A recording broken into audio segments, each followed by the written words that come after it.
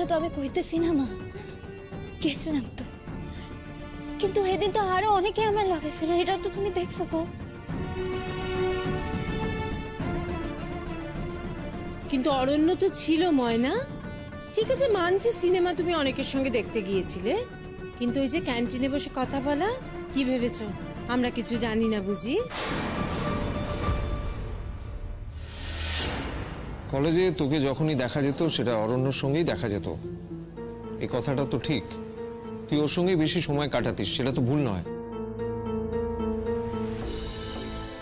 শুনেছি তো বই বই তোমার জন্য খাবার নিয়ে আসে, আবার কাশলে তুমি সে জল এগিয়ে দেয়, এসব হয়নি বুঝি? কারো লগে একটু সময় কাটানো মানে কি তার লগে কোনো সম্পর্ক তৈরি হয়ে যাও?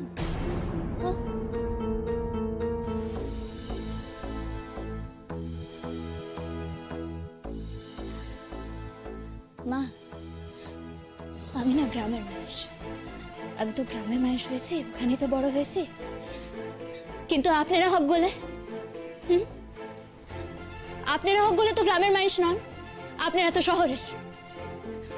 আপনারা কেমন কইরা এইভাবে ভাবতেছেন কোন তো?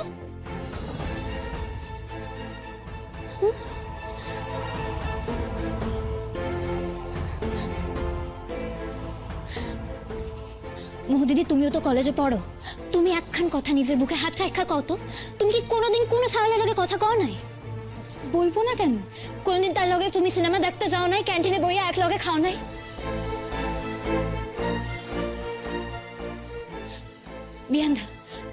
বিহানদা, তুমিও তো কলেজে পড়ছো, তো এখানে তোমার যদি কোনো বন্ধুর হঠাৎ কইরা কাশি হয়, তুমি তারে কোনোদিন জল লাগাইয়া দাও নাই? হ্যাঁ অবভিয়াসলি দেবো, কেন দেবো না? এই চুপ কর, বন্ধুকে দেওয়া আর বিশেষ লোককে দেওয়া দুটো কিন্তু আলাদা। হ্যাঁ, আপনি বিশেষ কারণে দেওয়ার কথা কি করে কইতে পারতেছেন কোন তো? বিহানদা যে বন্ধুরে জল দিছে, হে যদি কোনো মাইয়া হতো, আর আমি যদি দূর থেকে দেখা ভাবতাম যে হে যারা জল দিতেছে তার লগে বিহান দাদার কোনো বিশেষ সম্পর্ক আছে, কিন্তু তা তো নয়, এটা তো হইতে পারে না। আচ্ছা, এখানে কিন্তু আমি একটা কথা বলতেই, দেখো আমার কলেজে একজন খুব ভালো বন্ধু আছে, শাশ্বতী। তো একদিন সবাই মিলে আমাদের একসাথে সিনেমা দেখতে যাওয়ার প্ল্যান হয়েছিল।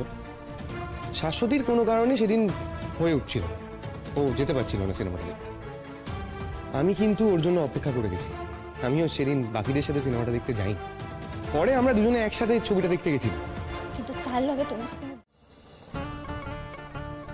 ছোট বাবু, আপনি যেখানে কাম করেন সেখানে কোনো না কোনো কারণে কোনো মহিলার লগে আপনার তো কথা হইয়াই থাকতে পারে। ধরেন তার লগে বইয়া খাওয়া দাওয়ানো হয়তো করছেন আপনি। মা, এই ব্যাপারটা না এইরকমই, জানো তো? এই যে কারোর লগে 2 দিন বইয়া খাইলে না এমন একখান অভ্যাস হয়ে যায় যে একদিন খাইলাম, 2 দিন খাইলাম, 3 দিনের দিন গিয়ে মনে হয় যে আইসে খাইলো না, তাহলে কি আইসে খাইবো না? এতে বন্ধুত্ব খান আরো গাঢ় হয়, এই সম্পর্ক খান আরো বাইরে ওঠে না। কিন্তু তা কইয়া বিশেষ কোন সম্পর্ক গড়ে ওঠন, এই কথাখান আপনারা ভাবলেন কি কইরা কোন তো?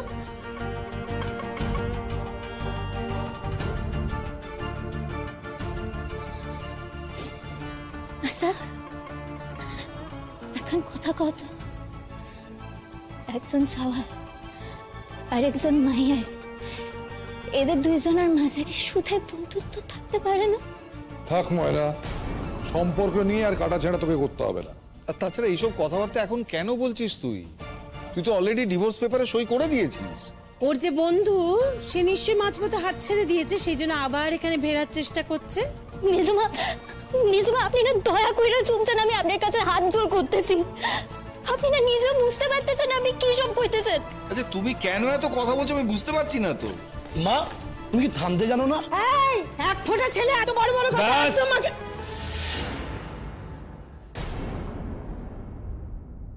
এইটা নিয়ে কি আর কোনো কথা বলবে না, একটা কথা বলবে না।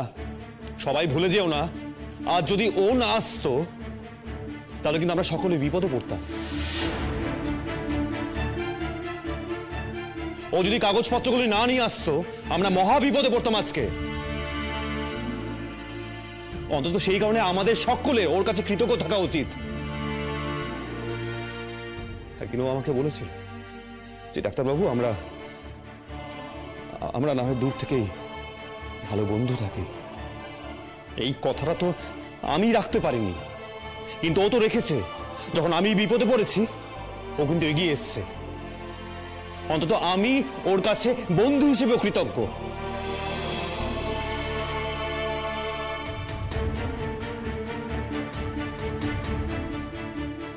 বাকি ওর জীবন ও কি করে কাটাবে সেটা ওর ব্যক্তিগত বিষয়। বাকি এই সমস্ত এখন কথাবার্তা বলে আমরা তো ওকে অকওয়ার্ড সিচুয়েশনে ফেলছি। কেন ফেলছি সেটা আমরা? ময়না যদি আমাকে ভালোবেসে না থাকে সেখানে তো ওর কোনো দোষ নেই। ও তো নিজের ইচ্ছে বিয়েটা করেনি। কি হলো এরকম ছটপট করে পায়চারি করছিস কেন? শান্ত হয়ে বস না। পাচ্ছি না আমি নিতে, এই অপমান আমি নিতে পাচ্ছি না। রঞ্জা বলে দিল তুমি এখানে কেন, চলে যাও না ভেতরে। কেন রে, কেন? হ্যাঁ, ছেলেটা আমার নয়? বড় বৌদি যে কি করতে চাইছে না আমিও বুঝতে পারছি না। ও গোলু, তুই চলে এলি যে? এমনি কেন চলে এলি কেন? হ্যাঁ, তুই তো বেশ বৌদির দলে ছিলি, তুই তো ময়নার কথা বিশ্বাস করছিলি। হ্যাঁ, এখন কেন সুরসুর করে এখানে চলে এলি? দাদা তুমিও না, বাড়ির মধ্যে আবার দলাদলি কিসে? যা না যা, চলে এলি কেন এখানে? আচ্ছা, বড় বৌদি কি ওই ছেলেটাকে আসতে বলেছে নাকি? হ্যাঁ আসছে। ভাব দীপ, ভাব, রঞ্জার মাথাটা একেবারে গেছে। না দাদা, আমার মনে হয় বৌদি যেটা করছে সেটা ঠিক করছে। হয়তো বললাম না তুই তোর বৌদির দলে। দাদা আমি কারোর দলে নই, বৌদি সবটা একটু ঠিকঠাক করার চেষ্টা করছে। তুমি রোদ্দুরকে দেখলে না, বুঝতে পারলে না? ও তো ময়না। চুপ, আমি ময়নার নাম শুনতে চাই না। হ্যাঁ প্লিজ, তুই এখানে এসে শুরু করিস না কিন্তু। দাদা আমার ধারণা ময়না সত্যি বলছে, যেটা হয়েছে সেটা মিসআন্ডারস্ট্যান্ডিং। এতক্ষণ শুনে আমার তাই মনে হলো। এই শোন, তুই একদম ওইসব কথা। শান্ত হো না বাবা। না আমি বুঝতে পারছি না নিজেদের মধ্যে ঝগড়া করে লাভটা কি হবে। ওই তো আসছে অরণ্য, দেখা যাক না কি হয়।